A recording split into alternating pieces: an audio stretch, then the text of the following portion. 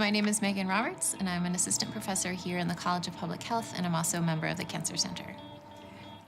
I always really liked science as a kid growing up, and I'm now a social scientist, so I think I also had that kind of interest. My PhD is actually in psychology, so I've always kind of had an interest in human behavior, and I've had an interest in health, and I think what I'm doing now in public health and cancer prevention really helps kind of merge all of that together. As a new investigator, as a young investigator, it can be really hard to get your line of research started and going. So the Pelotonia Award is helping me to do the research that I want to do now, which will actually help me continue doing the work that I want to do in the future.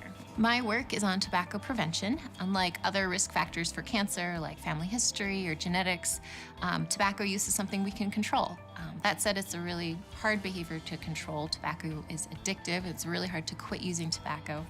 So my work looks at how we can prevent people from starting to use tobacco in the first place. Columbus recently became a Tobacco 21 city, meaning that the legal age for purchasing tobacco raised from 18 to 21. It's a pretty popular policy now. A lot of places in Ohio are becoming Tobacco 21, but it's important that we evaluate how well this policy is working to reduce youth tobacco use.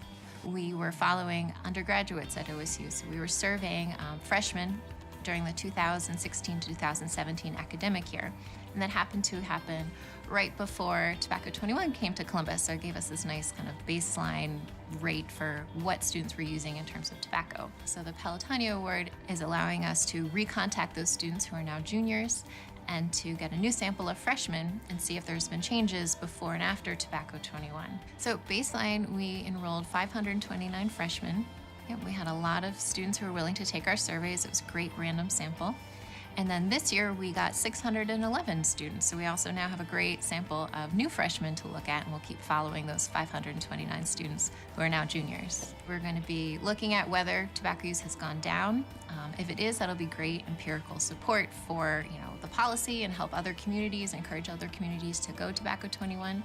If we don't see a change, then we're also asking questions in our surveys that might help us pinpoint why we're not seeing a change and might help us to better kind of implement the policy and make it more effective.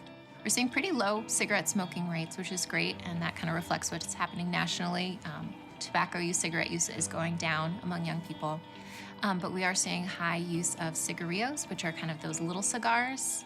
And then this year, which we hadn't seen 2 years ago, we're seeing a really high prevalence of e-cigarettes, especially use of Juuls, which are a type of e-cigarettes, which we're seeing over a quarter of our students have used them within the past 30 days. Proponents of Tobacco 21 believe that the policy will help prevent or delay the initiation of tobacco use among young people. And that will have an indirect effect, but a big indirect effect on cancer, because if we can raise a tobacco-free generation, we're going to see a dramatic decline in cancer in the next decades. Most people have been affected by cancer somehow. So I've had loved ones who've had cancer, I've lost loved ones to cancer.